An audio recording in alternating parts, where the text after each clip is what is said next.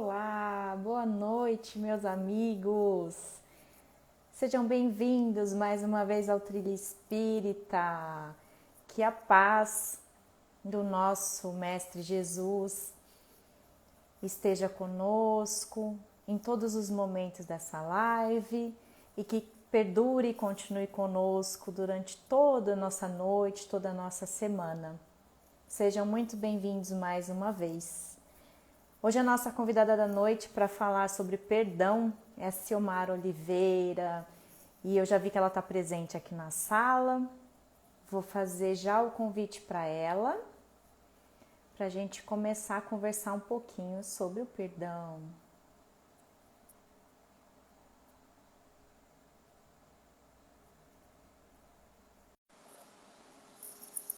Aguardando. Oi! Opa, sumi da tela. Olá, O negócio muda aqui, a gente sai do contexto. Tudo bem? Seja muito bem-vinda, obrigada. pessoal. É uma Gente, alegria estar aqui com vocês. nós é que agradecemos a sua bondade em dividir conosco seu tempinho conosco, com o pessoal do Trilha, com quem nos assiste. Para quem não conhece, Silmara Oliveira, ela é trabalhadora da doutrina espírita já há alguns anos e uma incansável estudiosa, como nós estávamos conversando. E ela que eu achei o máximo, né? Estudiosa dentro da mansão do caminho, que eu acho que deve ser uma energia maravilhosa estar perto do nosso querido Divaldo. Além do que, ela é do canal Videira de Luz, que vocês, se não acompanham ainda, podem acompanhar, seguir no Instagram, o canal acho que é no YouTube, né, Silmara? Isso, É no YouTube e cheio de estudos e ensinamentos, assim, toda semana. Seja muito bem-vinda entre nós. obrigada. Eu que agradeço aí o convite, a generosidade, ao Trilha Espírita, a você, a Jane, que me fez o convite, e gratidão a todos. Silmara, a gente vai falar de um tema, assim, que é fácil falar e talvez um pouco mais difícil de aplicar no nosso dia a dia, que é o perdão. E a gente colocou como tema: perdoar é preciso. Jesus, né, quando esteve entre nós há 2000 anos, ele reuniu certa vez os seus discípulos, assim como sempre fazia, e foi proferir o tão, o tão famoso e lindo Sermão do Monte. E começou com as suas bem-aventuranças. Bem-aventurados os aflitos, os que têm sede de justiça, os puros de coração, enfim. Ele proferiu todas as suas bem-aventuranças para os seus discípulos, que ficaram até certo ponto animados. Ah, tranquilo, né? Então, se o reino do céu é eu seguir essas bem-aventuranças, ótimo. Vamos até o altar, então, fazer a nossa oferta a Deus. E na época, muita oferta eram os animais, né? Que o pessoal entregava no altar. Porém, contudo, todavia, como diz nossa língua portuguesa, mas antes de fazer a sua oferta, se tiver algo com algum inimigo seu, vá e reconcilia-te com ele. Aí, né, como dizem, Jesus apelou, será? Tava indo tão bem, Jesus, mas aí ele disse: vai lá, reconcilia-te com o teu inimigo. Perdoe, vamos dizer assim, né? O que Jesus quis dizer com isso, Silmara? Por que ele nos ensinou assim? Primeiro, assim, o tema perdão é sempre um tema muito difícil da gente trazer à baila, né? Da gente trazer, assim, para o nosso contato, para as nossas discussões, porque, em primeiro lugar, O perdão requer de nós algo que é muito difícil, que é desprendimento, é renúncia. O perdão requer de nós eliminarmos, deixarmos para trás determinados sentimentos para darmos lugar a tantos outros mais elevados, porém mais difíceis de serem praticados, de serem exercitados. Nessa fala que você trouxe para nós, Teresa, que está no Sermão do Monte, quando Jesus fala, se tiveres alguma coisa contra o teu irmão, vai, deixa a tua oferta, porque a gente fica pensando, mas que oferta Jesus, né? Qual oferta Jesus se referia? Por que deixar a oferta? Porque eu não poderia ir lá e rezar, e pagar o meu tributo, e fazer as minhas orações. Porque ele faz a gente pensar. Antes de você pedir perdão a Deus, antes de você rogar alguma coisa, você precisa estar com o seu coração limpo. Você precisa estar livre das suas amarras, das suas vicissitudes. Você precisa estar sem remorso no coração. Você precisa ter uma pureza de coração para entrar nesta conexão. Porque no próprio Sermão do Monte, Jesus também nos fala, né? Quando fordes orar, entra no teu aposento íntimo, mostrando para nós a importância dessa interioridade, de estarmos conectados conosco e assim nos conectarmos com o Pai. Mas se nós formos remontar aos tempos mais antigos, se formos lá atrás, bem lá atrás, quando a gente ainda nem pensava que a gente ia ser nós mesmos, quando nós nem sequer pensávamos que fosse ter livre-arbítrio, que fôssemos ter vontade para fazermos alguma coisa, desde a época de Adão e Eva, nós vamos encontrar esse sentimento de culpa, esta necessidade de perdão. Nós vamos perceber que já lá, já existia a inveja, o ciúme, já existia o sentimento de rancor, de mágoa, e dentro desse contexto que acontece a trágica história de Caim com Abel, né, que Caim mata Abel e ele se arrepende porque ele vê ali, né, naquele ato algo muito pecaminoso. Primeiro ele tenta esconder, coisa que a gente faz quando a gente comete algum erro, né? Quando o nosso a nossa primeira reação é dizer não, eu não fiz, ou tentar justificar o porquê que nós fizemos. Então Caim também se comportou assim quando Deus pergunta, cadê o teu irmão?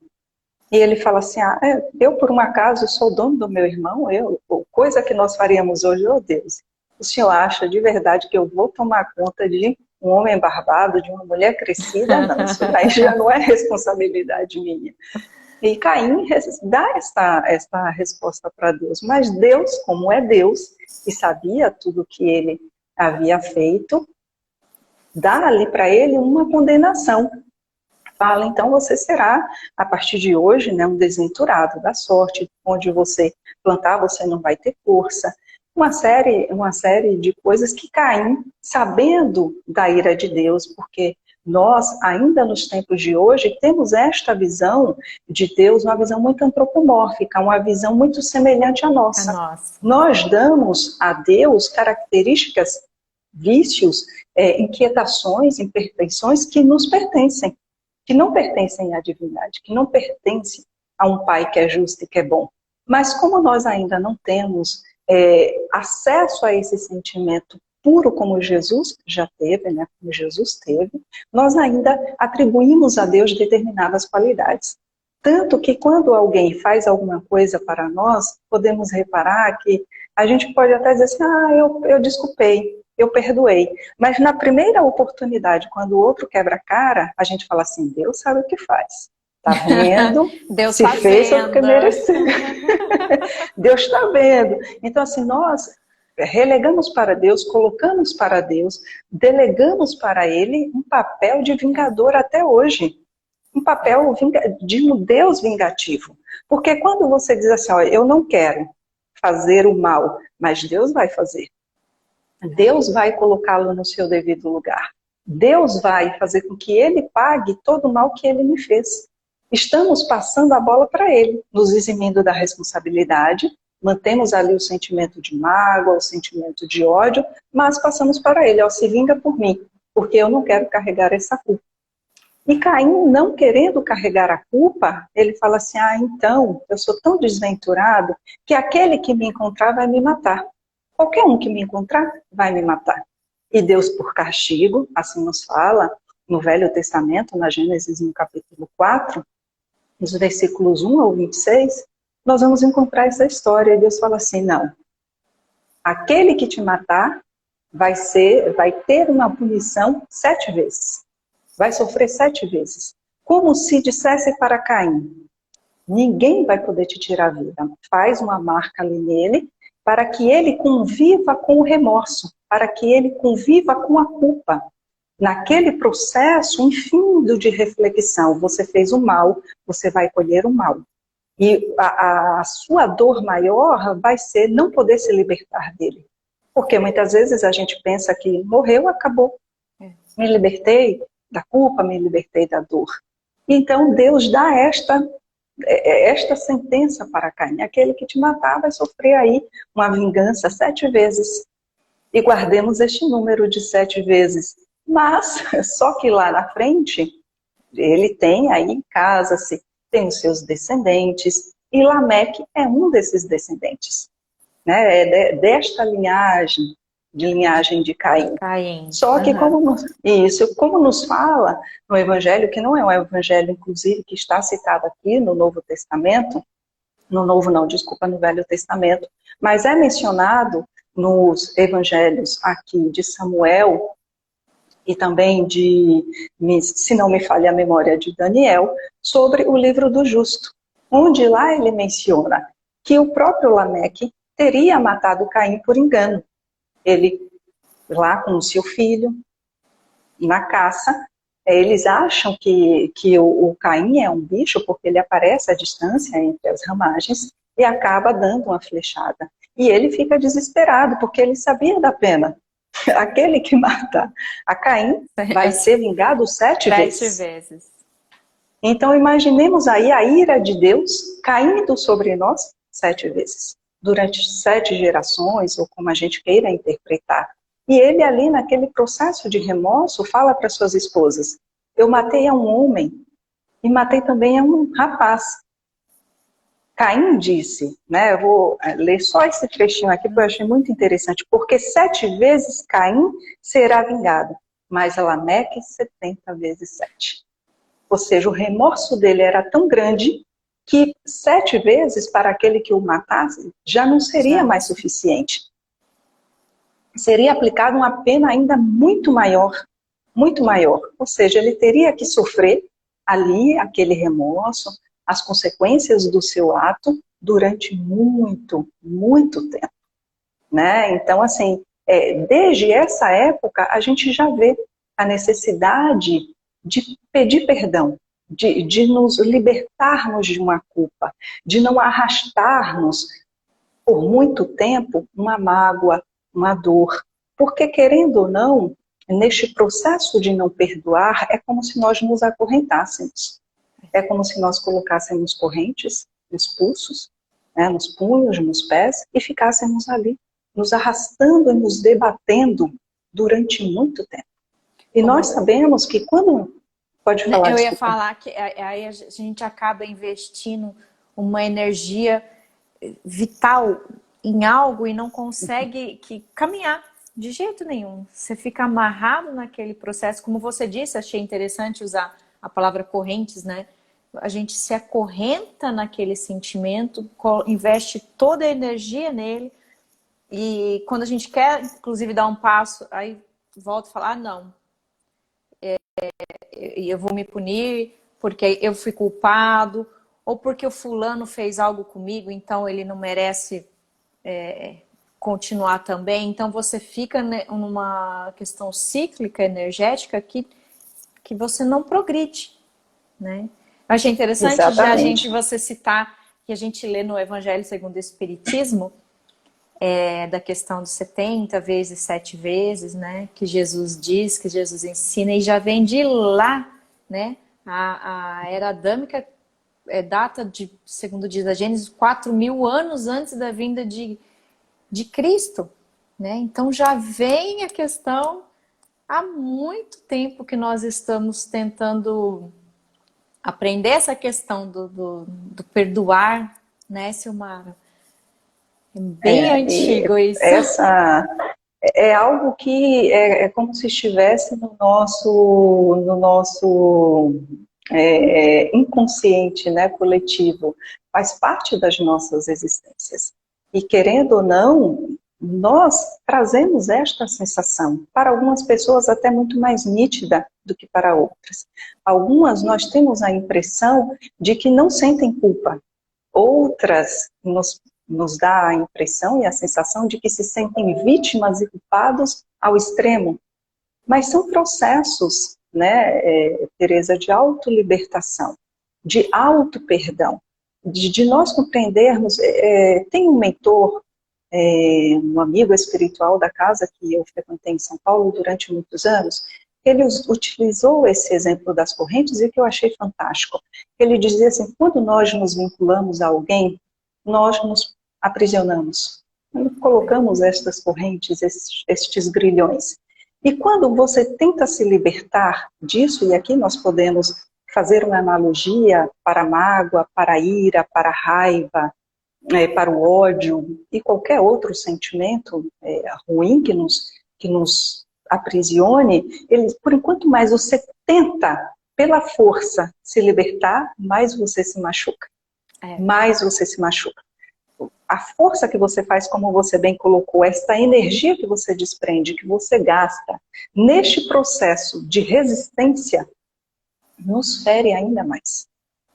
É A legal gente também precisa... a questão da corrente, né? Que você está dizendo que o mentor explicou. Se você tenta arrebentar, vai até lá, puxa, dói, né? Agora, se você investir seu tempo tentando achar a chave que vai abrir esse cadeado da corrente que você tá preso, vai ser uma libertação para você, né? E você perdoar é essa libertação de si mesmo, dessas amarras, dessa prisão. Então, esticar a corrente dói, né? Eu Muito. achei o máximo essa comparação. E Só ele que ainda coloca assim que quando a gente não consegue pela força, nós temos que aprender a lidarmos com ela. Ou seja, vamos nos arrastando lentamente, porque a corrente pesa, porque ela nos incomoda. E conforme você vai se arrastando lentamente, elas não mais te ferem, não mais te machucam. Porque tem determinadas situações que nós não vamos deixar para trás, mas aprendemos a conviver com elas. E quando você aprende a conviver, você encontra esta chave, que é muito importante. Você falou aí de chave, me ocorreu uma história, Tereza, assim, quando meu filho tinha 7 para 8 anos de idade, estava levando ele para a escola, tinha acontecido algo muito grave, e eu estava muito chateada, né, assim, alguém muito próximo a mim, inventando calúnias e inclusive ofendeu os meus filhos, que para mim é o maior bem, né? E aquilo me deixou assim muito triste porque era algo que eu não esperava.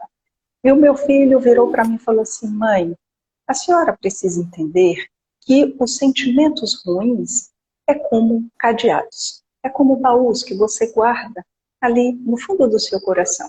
Suponhamos que a senhora tenha 7 chaves, mãe, 7 cadeados trancados. E este cadeado está no coração de quem a senhora ama." Aí me pediu para que eu citasse 7 pessoas. Falei, você, sua irmã, seu pai, seus avós, citei as 7 pessoas. Ele falou, então imagina, mãe, que quando a gente tem um sentimento ruim, quando a gente está chateado, quando a gente sofre, é como arrebentar o cadeado do coração dessa pessoa. E ela também vai sofrer.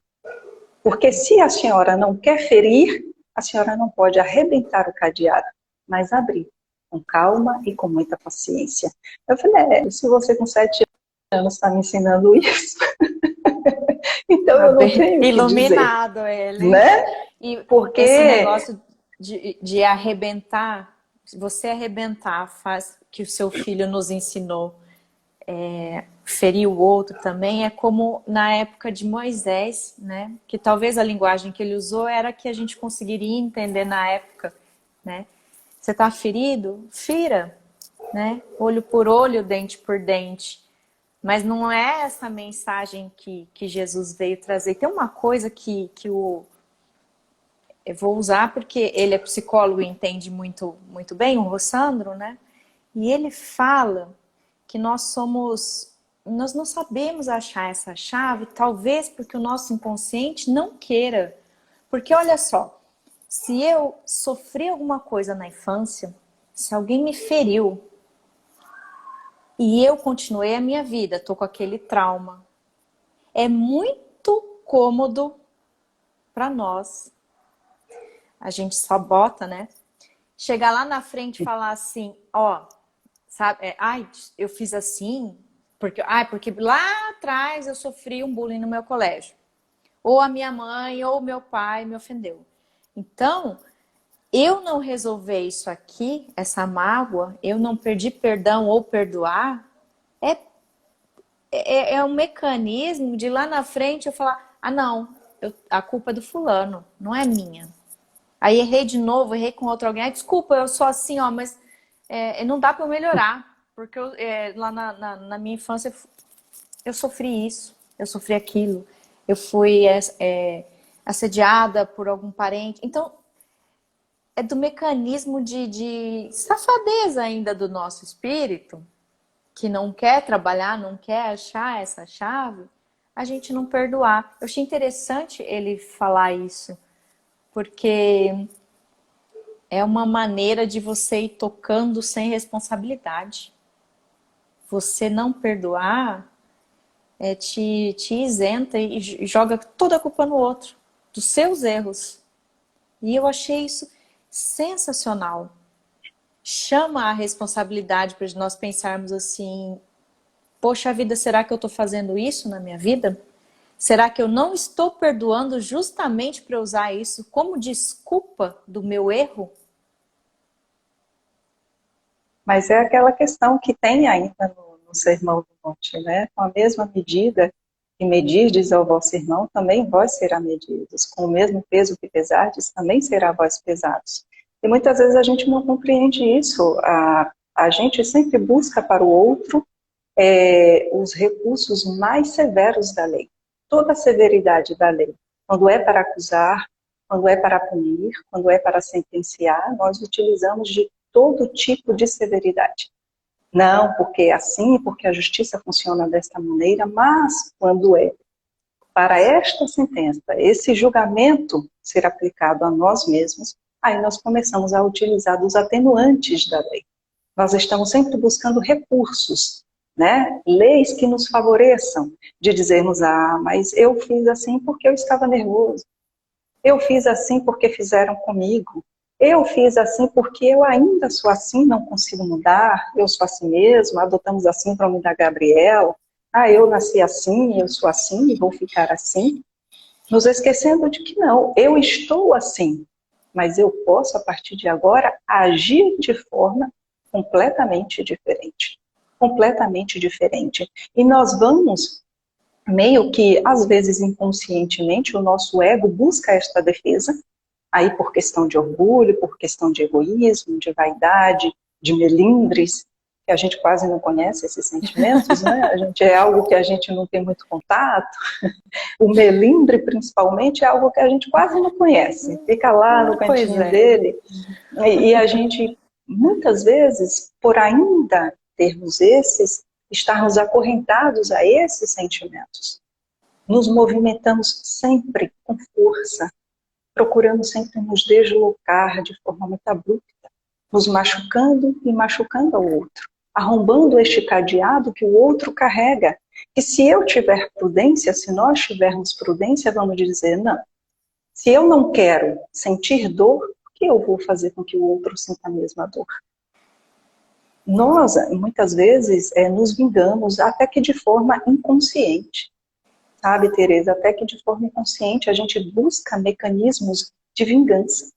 E quando não queremos carregar a culpa, aí a gente vai distribuindo Ah, mas por que você é assim? Mas por que foi fulano? Ah, mas porque Deus fez a justiça. Deus coloca aí para todos esta justiça que não tem como ser diferente. Está lá nas bem-aventuranças, né, a questão da justiça, fome e sede de justiça, que nós não compreendemos como que é esta fome e esta sede. Nós achamos que ter fome é a fome que sacia o corpo, nunca que sacia o espírito. E essa questão de olho por olho, dente por dente, como você bem colocou, que é mencionado no Antigo Testamento, já vem muito antes de Moisés, do rei Hammurabi. Ele faz um código ali, né, várias leis, me parece, se não me falha a memória, 282 artigos, que para muitos era uma lei muito severa de vingança. Para outros, entendem e interpretam como sendo uma lei de misericórdia. Porque em muitas situações, vamos supor, alguém brigou ali em família, né, uma tribo brigou com a outra, e aí mandava-se matar toda a tribo. Mas com este código, dizia-se que aí a pena era aplicada somente para quem infringiu o mal, para quem fez o mal. Então seria uma pena de misericórdia. Mas para outros não. É uma pena de vingança. Nós vamos encontrar no Levítico, no Êxodo, Deuteronômio, essas citações destas leis, olho por olho, dente por dente, queimadura por queimadura, pé por pé, mão por mão, ou seja, aquilo que o outro te faça, fazei também na mesma Na proporção. mesma Então, se medida. arrancou só a pontinha do dedo, não vai arrancar o dedo inteiro, é só a pontinha. Mas aí vem Jesus e nos fala, ouviste o que foi dito, né, pelos antigos. E ele primeiro vem colocando também ainda nas bem-aventuranças, que é um verdadeiro código de moralidade para toda a humanidade. Se, como disse Mahatma Gandhi, se toda a literatura religiosa, se tudo se perdesse, e sobrasse somente o Sermão do Monte, nós não necessitaríamos de mais nada. Nós teríamos recursos para transformar a humanidade. Teríamos recursos para transformar a humanidade. Então Jesus diz, ouviste o que foi dito, amarás o teu próximo e aborrecerás o teu inimigo. Está lá na lei antiga. Eu, porém, vos digo. Aí quando Jesus fala o sino essas conjunções, né? Aí faz a gente dar um tempo, parar e pensar. Parar e pensar. E aí Refletir. nós vamos ver, né? Eu, porém, vos digo, amai também aqueles que vos amam, mas também amai os vossos inimigos. Orai por aqueles que vos perseguem e caluniam. Mas como é que a gente vai Até, orar? até porque, né, Silmara, se a gente parar para pensar o tanto de vezes que a gente erra e o tanto de vezes que Deus nos perdoa, chega até a dar vergonha, porque a gente não consegue perdoar quem está aqui perto e Deus nos perdoa todos os dias, desde que Aí nós nós vamos somos fazer aquela criados. carinha do emoji assim, ó. De escondidinho, né? E é tão. Jesus nos deixa uma oração simples, com palavras simples, mas é um legado profundo. E nessa oração ele já estava ensinando, né? Perdoai as nossas ofensas, assim como perdoados a quem nós tivermos ofendido. Se a gente for refletir mesmo profundo nesse ensinamento, assim como outras, a oração de São Francisco, né? É perdoando que se é perdoado. Nunca e nessas orações que todas as religiões, praticamente todas, né, conhecem, não deixa de citar perdoando que se é perdoado. Você será perdoado na medida em que perdoardes. A gente fica refletindo na vergonha, no compromisso que a gente tem de falar assim, ai não, eu não vou conseguir perdoar nessa vida, eu vou deixar para outra vida. Mas e se Deus deixar para nos perdoar e para outra? Fala assim, você vai deixar para outra para resolver essa questão, esse imbróglio? E se Deus deixar também para a próxima isso que você fez? Mesmo que em pensamento, porque às vezes a gente fala assim, olha, fulano se deu mal. Que bom, né? Aí aquela coisa da vingança que está no Evangelho, né?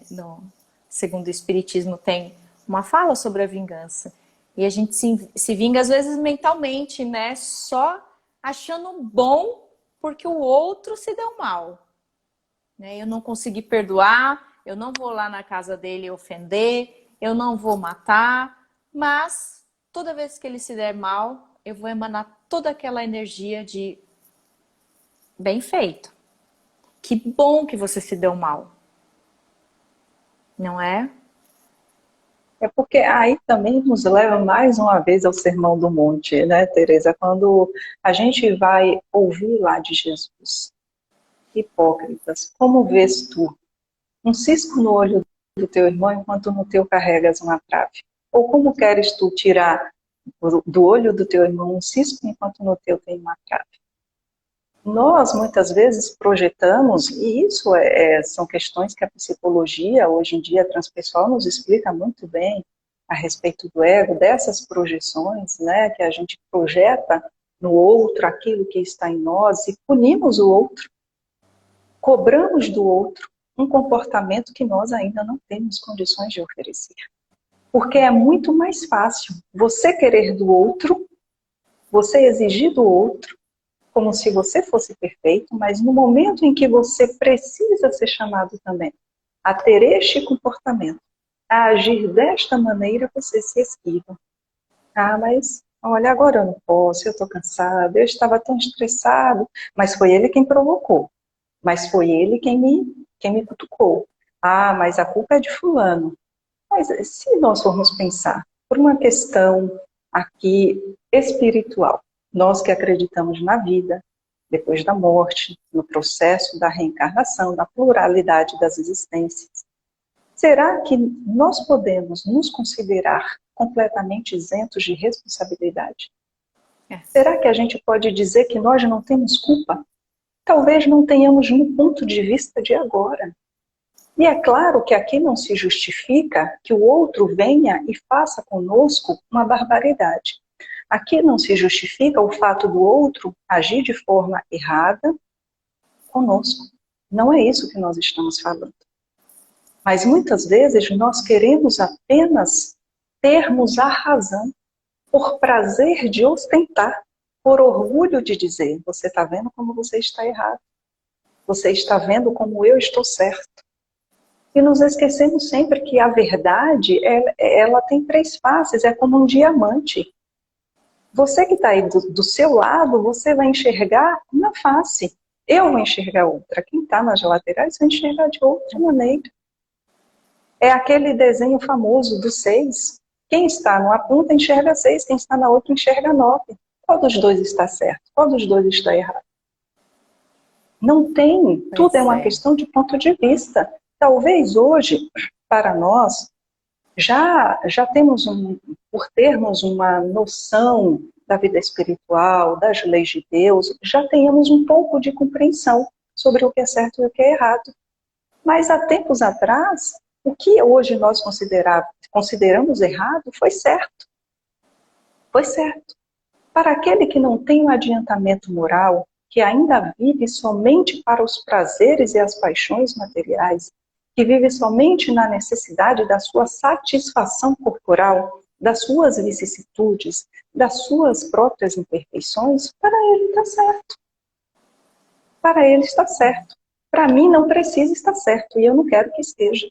Mas nós temos que entender pela ótica do outro. E aí entra, não julgueis para não ser julgados.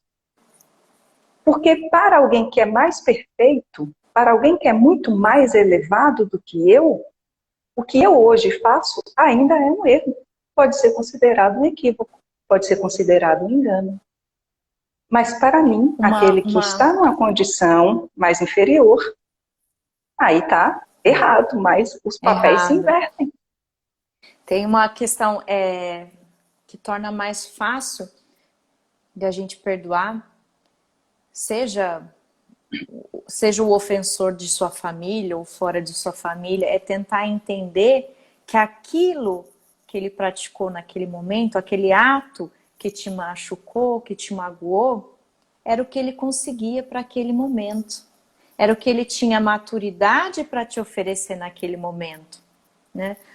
Poxa, irmão, ou poxa, pai, por que que você fez assim comigo? Por que que você me criou dessa forma? Meu filho, era a educação que eu tinha. Foi como eu tive possibilidade, eu só tinha esse conhecimento nessa época, né? Ou você pode aplicar com amigos, né? Muitas vezes a gente espera do outro uma coisa que ele não tem nem conhecimento para te oferecer e acaba te ofendendo. E você se colocar como irmão mesmo, de entendimento, fica muito mais fácil essa prática dessa libertação que a gente estava falando, da corrente, né? O perdão, você perdoar te liberta. Né? Esse entendimento do que aquilo era o que a pessoa tinha para te oferecer naquele momento. E outra, em outro momento, a gente acredita em reencarnação, né? Em outro momento pode ser que eu feri e aquilo ali é uma prova para eu tentar exercitar esse entendimento, esse amor, essa convivência. Então, se colocar no lugar do outro fica mais fácil de perdoar, né? Poxa, aquilo que ele tinha para me oferecer naquela hora. Não tinha discernimento, nem conhecimento para fazer algo melhor para mim. E se eu me ofendi, talvez foi porque eu ainda tenha orgulho e aquilo me feriu. Se eu me ofendi é porque pode ser que eu tenha provocado. Eu não sei, né? A gente tem que investigar caso a caso como fazer para encontrar essa chave desse cadeado que vai nos libertar. E nós temos, assim, duas situações, assim, muito simples. Vou me valer aqui de dois exemplos muito simples. Eu gosto muito deste primeiro, inclusive eu vou citar. Nós somos como mangas. Suponhamos que tem uma mangueira no quintal. Eu adoro manga particularmente. E ela, madurinha do pé, é maravilhosa. Né? Você aperta assim, vai apertando e faz aquele buraquinho na manga e toma ali aquele suquinho. Uma delícia. Mas se nós formos observar, cada manga amadurece. Tem a primeira florada, que nos traz aquelas mangas grandes, bonitas, saborosas, mas cada uma no seu processo de amadurecimento. Quando acabam aquelas, vem a segunda florada. Outras mangas nascem, né? Vem as flores, a manga nasce um pouco menor do que as primeiras. Mas ainda tem aquelas mais resistentes que vêm já no finalzinho da temporada. Aquelas bem retardatárias. Que é uma ou outra, como se diz, um gato pingado, um ali, outro aqui. Cada uma amadurece no seu tempo. Eu não posso exigir do outro um comportamento que ele não tem condições de me dar. Eu não posso exigir do outro uma virtude que ele não tem condições de me oferecer. Que ele nem sequer tem contato com esta virtude. Tem um exemplo, Tereza, e isso aconteceu, estava em uma reunião mediúnica há uns 2 anos atrás, e veio um irmão, assim, num estado lamentável, um irmão, um espírito. E ele sentia dor, mas não era uma dor por consequências da fixação mental do tipo de morte que ele havia sofrido. Era uma dor que era provocada pelo orgulho. Era uma dor que doía do fio de cabelo até a unha do pé, no ditado, como a gente utiliza esse ditado. E era algo que doía ele inteiro. Eu vou utilizar aqui essa expressão, me permita. É como se doesse ele inteiro. E a pessoa que estava, o doutrinador, o esclarecedor, aquele que conversa, como a gente queira falar, perguntou para ele: meu irmão, se você está nesse processo, por que você não perdoa? Há quanto tempo você está passando por isso? Ele falou: olha, tem mais ou menos 300 anos que eu o persigo. que eu estou atrás dele, num caos. Entra encarnação, sai reencarnação, e eu estou ali, tentando me vingar. E a pessoa falou assim para ele, então, já que você tem aí 3 séculos, né? 300 anos, e você não o perdoa? E ele virou para a pessoa que estava conversando com ele e disse, você teria coragem de perdoar alguém que roubou sua mulher, roubou toda a sua fortuna, um amigo seu, porque ele era meu amigo. Ele roubou tudo que eu tinha, roubou a minha mulher, abusou dela, abusou dos meus filhos, depois matou os 3 na minha frente e me prendeu. Depois me matou. Você perdoaria? Então nós temos que parar para nos colocar no lugar do outro. Será que nesta condição nós teríamos coragem de dizer eu perdoo? Será que nós teríamos realmente capacidade de entender o que é o perdão como Jesus compreendia? Será que nós teríamos coragem de dizer assim, não, eu vou me desprender destas correntes. Eu vou deixar os grilhões caírem. Nem sempre é fácil. Nem sempre é fácil. Por isso a necessidade de nos colocarmos no lugar do outro. Não justifica o fato dele ter virado ali um obsessor, um perseguidor, querendo a lei de Talião, olho por olho e dente por dente. Mas era compreensível a sua dor. Uma dor que precisou ali 300 anos. E não sabemos como ele está agora. Se ele aceitou ajuda ou se ele não aceitou ajuda. E como você então, disse, né, algo... essas dores da alma, como a dor do corpo, a dor da ferida, a dor de um câncer, de um machucado, é mais fácil de você resolver. Agora, essa dor da alma, com esse exemplo que você citou, são 300 anos. E se colocar no lugar, né, é muito fácil você falar assim, poxa, se você perdoar, sua vida vai deslanchar. Mas e se fosse com você? E se você tivesse Aí sofrido inverte o papel.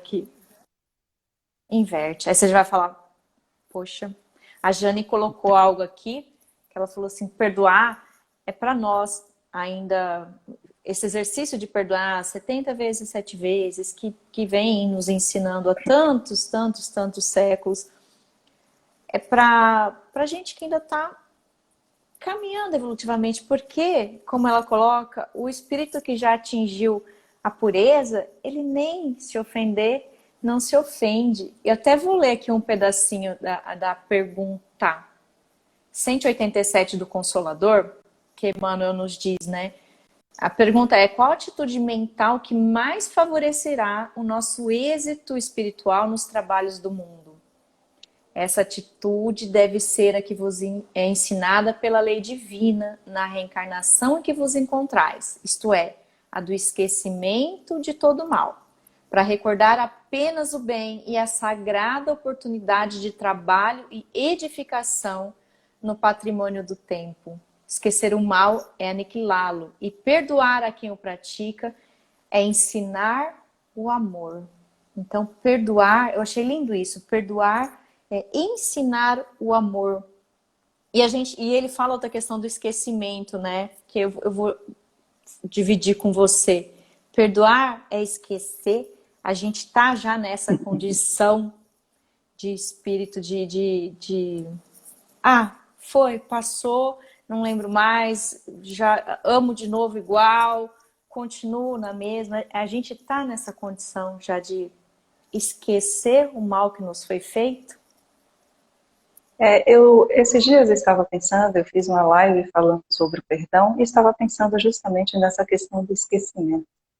Porque a gente pensa que esquecer é não lembrar. Nós, muitas vezes, temos dificuldades de compreender o sentido real das palavras, né? E damos a ela o sentido que nós temos a respeito dela. Então, se eu compreendo que esquecer é nunca mais lembrar, é assim que eu vou pensar. E aí alguns falam, mas eu não tenho Alzheimer, eu não tenho como esquecer. Mas o esquecimento aqui não é esquecer de não lembrar. É quando nós olhamos para aquela situação e ela já não nos traz mais mágoa, não nos traz mais rancor, não nos traz mais aflição. É quando, diante desta situação, nós olhamos assim e falamos, nossa, eu realmente me preocupei com isso. Eu realmente agi desta maneira, eu me comportei desta maneira, eu reagi desta maneira por conta de uma questúncula, por conta de algo tão pequeno. O esquecer, pelo menos eu compreendo assim, me corrijam se eu estiver errada, equivocada, quando você é capaz de ver aquela falta, é quando você é capaz de conviver com aquele que te ofendeu, sem lembrar de revidar. Não é lembrar, não lembrar do mal, mas é não lembrar do revide, não lembrar da vingança, não lembrar da mágoa, do sentimento do ódio, do sentimento de melancolia, como vocês falaram aí na segunda-feira. É não lembrar de dizer assim, se você está passando por isso é porque você merece. É não lembrar do julgamento, é não lembrar da sentença, e é não lembrar, sobretudo, do olho por olho e dente por dente. É um esquecer, mas não a parte boa do processo. É não lembrar que esses sentimentos ruins estão aqui. É saber que tem, mas não lembrar de usá-los. É esquecê-los lá. E dizer assim, olha, alguém chega na sua casa, um exemplo, Tereza, alguém chega na sua casa com um pacote de lixo. A gente sabe que o lixo, ele fede, né? E se a gente não tiver cuidado, que a gente joga ali, junta aquelas moscas varejeiras e outros insetos. Se alguém chegar na sua porta e dizer assim, vamos supor que eu vá te visitar aí, e eu chego com um saco de lixo, cheio de mosquinhas, de baratinhas, e falo assim, Tereza, eu trouxe um presente para você. Você vai me receber e fala assim, Silmara, como é que você me traz um saco de lixo, criatura? Eu não quero, você me desculpe, eu te conheço agora, acho até você bacaninha, mas eu não quero. Olha, realmente aqui na minha casa esse lixo não entra. Eu não quero. Aí eu vou pegar o meu saco e vou fazer o que? Ô, Tereza, eu trouxe com tanto carinho e você não quer? Tudo bem, eu vou levar de volta, é meu, me pertence.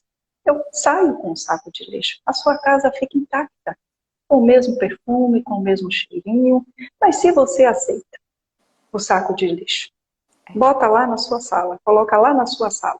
E as moscas começam a voar, te incomodar, o cheiro começa a subir. As pessoas vão falar assim, mãe, seus filhos, as pessoas que moram com você, mas que cheiro é esse? Como é que você foi capaz de aceitar um presente desses? Assim são as nossas emoções, os nossos sentimentos. Se alguém chega com um sentimento ruim, que tem esta característica de um lixo mental, estas emoções completamente desequilibradas, atravessadas, desajustadas, me oferecendo, eu posso dizer, me desculpe. Agradeço. Eu não quero. Eu não quero.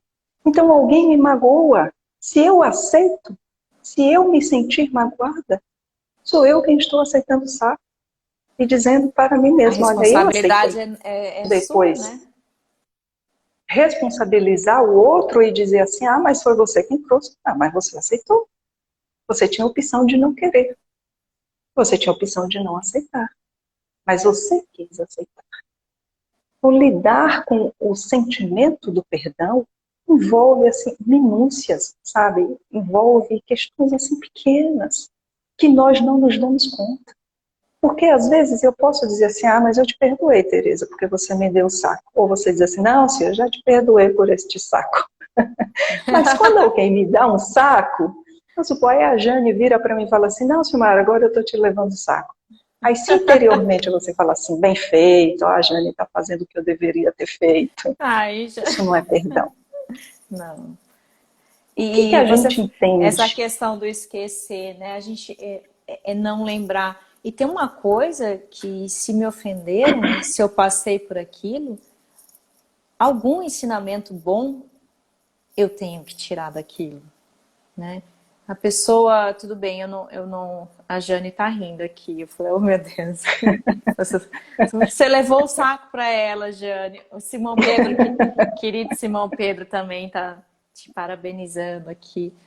Eu acho que essa questão do esquecimento, da gente desenvolver tudo isso, faz lembrar de mecanismo que o Evangelho nos ensina, que Jesus trouxe pra gente, daquela sigla que você citou, né, do BIP, que a gente ouve muito por aí, nas palestras espíritas, nas casas, né, que seria talvez a forma da gente desenvolver essa capacidade de perdoarmos, né?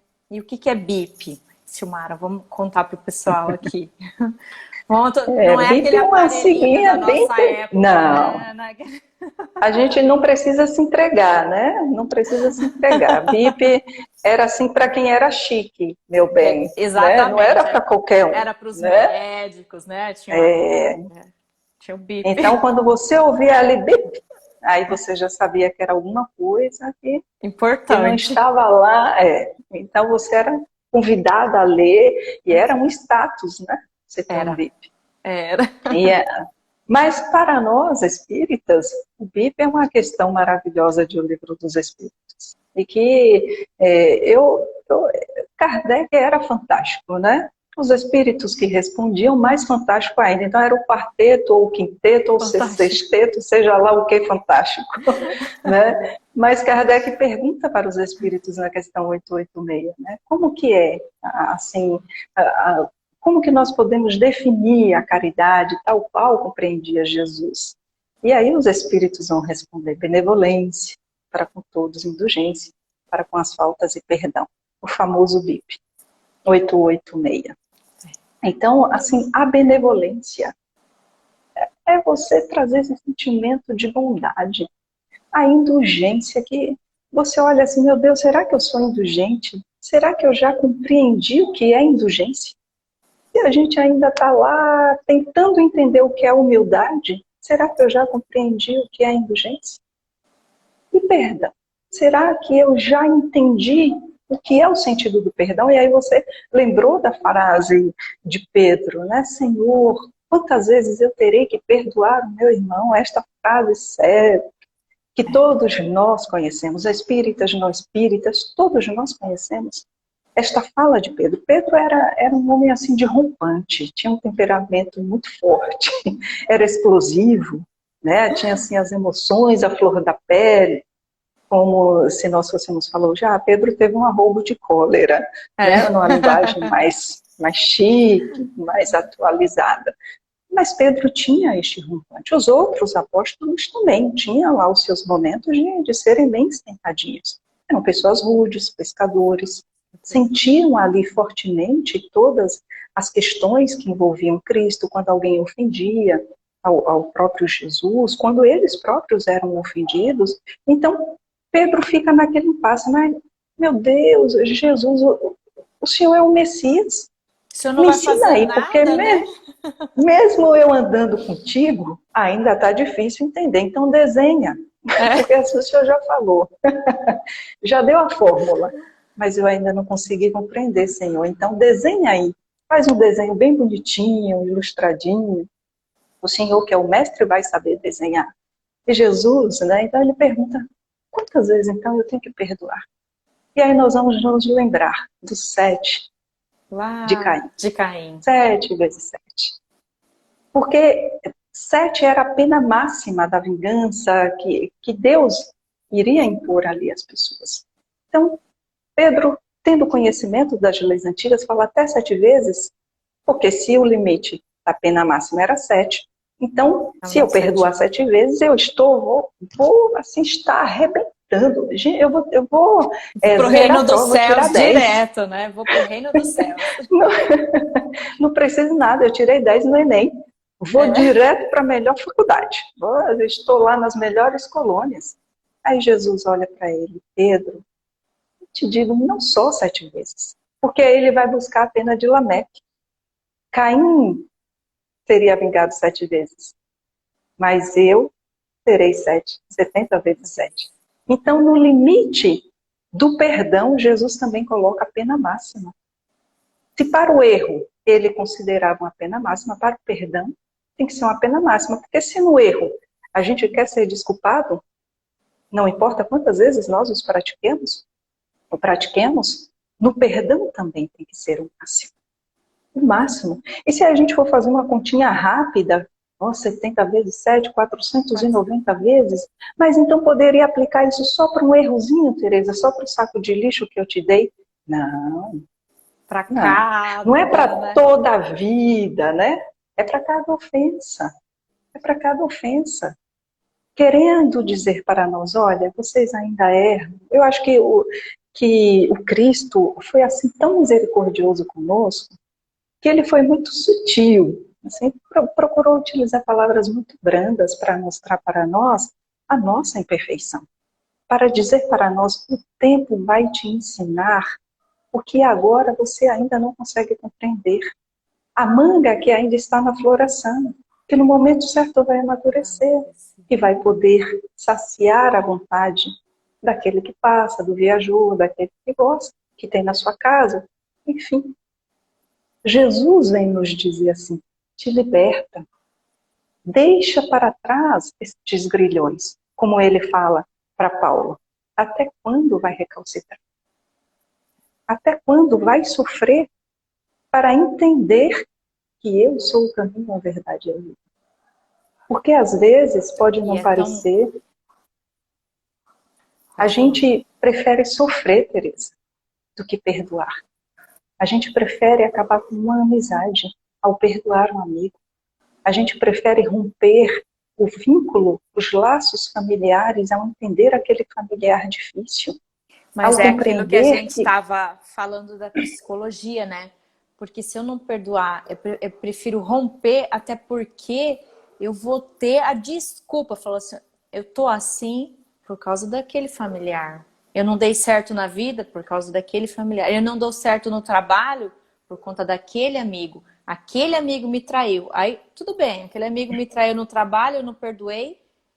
E eu vou ficar preso nisso e não vou procurar outros meios de conquistar um novo emprego, né? É aquela questão psicológica que aprisiona, igual você está falando, às o vezes é muito ego, mais fácil romper o ego.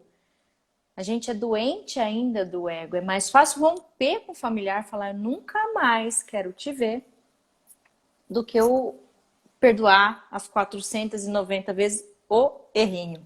O errinho. Mas é eu maravilhoso porque sempre, a via é de mão dupla, né? É bom saber sim, que Deus nos perdoa eu 490 sempre vezes. penso, sabe, Teresa, que assim, não é fácil a gente perdoar, Não. porque nós precisamos de fato saber renunciar. É. Nós precisamos ter o desprendimento dos sentimentos. No Evangelho tem o desprendimento dos bens terrenos, no capítulo Não Servir a Deus e a Mamon. E nós temos apego até os nossos sentimentos ruins. Nós não temos coragem, sabe, de deixar para trás, de dizer, olha, eu não quero, vamos tentar, mas se nós formos magoados de uma maneira muito, muito profunda, muito dolorida, e que a gente não tenha condições de perdoar, vamos sempre pensar assim, hoje, Senhor, eu tentei, mas eu não consegui. Mas amanhã é um novo Um novo dia. dia. Amanhã eu tentarei de novo.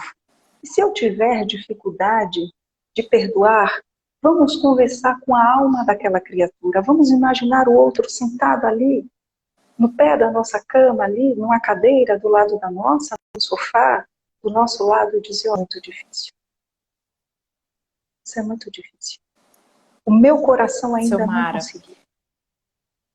E você Pode colocou falar. uma coisa que me fez pensar enquanto eu estava dando uma lida, né, no Evangelho, assistindo algumas coisas para conversar contigo.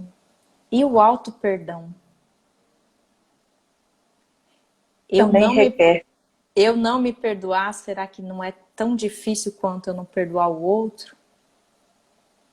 Eu creio que, assim, quando a gente entende a necessidade de deixar para trás, de nos desapegarmos a esses sentimentos, a gente também passa a compreender que não é só em relação ao outro, é em relação, sobretudo, a nós mesmos. Porque nós temos fases, quando reconhecemos o erro, nós caímos na culpa. E a culpa é importante para a gente despertar, para despertar a consciência, para dizer assim, olha, aqui não foi legal, mas o que nós não podemos é nos demorar na culpa, é navegarmos por suas águas turvas. E a partir do momento que você sentiu a culpa, pensar, o que eu posso fazer para melhorar? E aí nós vamos ver lá no livro O Céu e o Inferno, no Código Penal da Vida Futura, quando ele fala o arrependimento. Arrepende-te. Depois, expia. E depois repara. Porque nós achamos, Tereza, que quando alguém nos faz mal, ou quando nós nos importamos mal, a gente acha que é assim, no estalar de dedos, perdoei e acabou. Pode ser que seja assim, como a Jane colocou, para aqueles que são mais evoluídos, que sequer se ofendem, pode. Mas no nosso estágio ainda é muito difícil. Difícil. Deixar o orgulho, pisar no orgulho, como vocês falaram segunda-feira, não é impor o suicídio, né? Não é impor o suplício ao corpo, do silício, melhor dizendo. Não Silício, é que a colocarmos gente a fala. capa do silício. Não é colocarmos a capa do silício no nosso corpo. É colocarmos a capa do silício no nosso corpo, no nosso egoísmo. E como nos diz o próprio Evangelho, o egoísmo é a fonte ainda de muitos males, o egoísmo, o orgulho. Uma mensagem belíssima de Emmanuel, inclusive, a do egoísmo. Então, é você compreender que não adianta eu me debater com as correntes. Eu tenho consciência de que eu só vou ser feliz me libertando delas onde eu encontro a chave. Como que eu Onde eu posso encontro a caminhar com chave? elas? Aqui. Só aqui. E para encontrar essa chave, nós temos que abrir o baúzinho do orgulho, da vaidade e do egoísmo e libertar a nossa humildade, trazendo a misericórdia, a mansuetude e a pureza de coração, que nos faz perceber que o outro, assim como nós, ainda erramos, nos equivocamos, mas somos seres com potenciais extraordinários. Se assim não fosse, Deus não confiaria em nós. O Cristo não confiaria em nós. Se nós ainda somos essa argila imperfeita, lembremos, eu estou nas mãos do melhor oleiro, o oleiro divino. E quando nós somos tomados por essas mãos dóceis, caprichosas, não tem como dar errado. Não Não tem como tem. dar errado. Nós vamos ali passar pelo molde, nos formando naquele vaso ainda imperfeito. Depois vamos passar pela depuração do fogo para que esta argila se torne resistente e assim não quebre.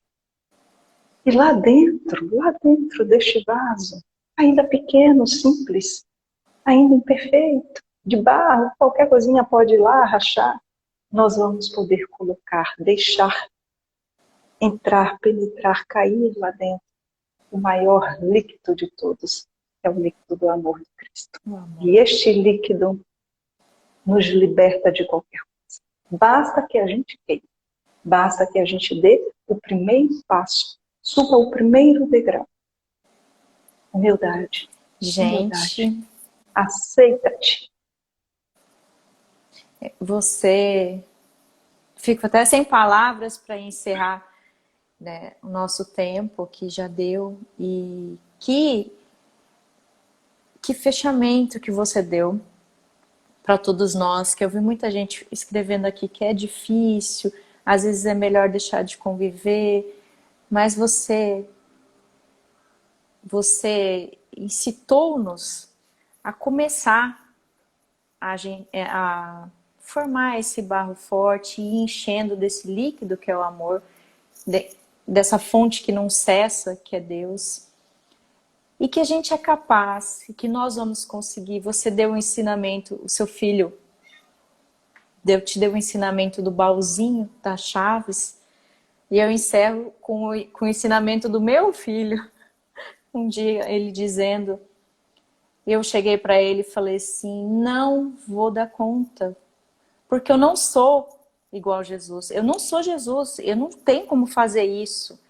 E aí ele virou para mim e disse assim, mas você é filha do mesmo pai, foi criado simples e ignorante como ele, Ele já passou por isso, conseguiu, então você tem tudo para conseguir. Eu, você, todos aqui fomos criados como Jesus, né? E se ele hoje não se ofende e não precisa, né, de se magoar, já não tem mais o orgulho, o egoísmo, essas capas que nos trazem dor, nós também vamos conseguir libertar a nossa corrente. Silmara, suas palavras para a gente se despedir do pessoal. E já vou dizendo que eu estou imensamente grata, estou encantada, nunca tinha conversado contigo. E através, até estou vendo o Simão ali, através das lives do Simão, a gente conheceu pessoas maravilhosas como você, como a Lâmia, como a Tati. Então, Simão, você foi um canal que trouxe tantos amigos pra gente que, assim, eterna gratidão. E gratidão a Eu você. agradeço muito, Eu não quero lixo, Tereza. tá? Quando você vier pra cá pra te conhecer, eu quero aquela coisinha Não, Pode me dar o Senhor do Bonfim mesmo, aquela fitinha. Eu já tô eu te levo um ansiando. acarajé. Ai, que Eu te levo um delícia! Eu quero acarajé. experimentar. Mas eu agradeço a todos vocês do Trilha, a Jane, a você, a todos que nos acompanharam. Acho que as mensagens aqui acabaram, eu não consegui acompanhar as mensagens, mas agradeço de coração. E lembremos sempre, nós também somos Paulos de Tarso. Só precisamos canalizar a energia da forma correta como ele canalizou. Sempre nos recordemos, nós somos filhos bem amados de Deus. E Jesus confiou em nós para pegarmos ali a nossa enxada e a nossa charrua para sairmos a semear, simplesmente a semear. A colheita pertence ao nosso Pai maior. Muita paz a todos. Muita paz. Nós ficamos agradecidos aos que estiveram online aqui com a gente, ao vivo, e aos que posteriormente vão assistir. Fiquem com Deus e até o nosso próximo encontro. Um beijo Se enorme no Deus quiser. coração. Que assim Tchau, tchau. seja. Tchau, tchau, gente.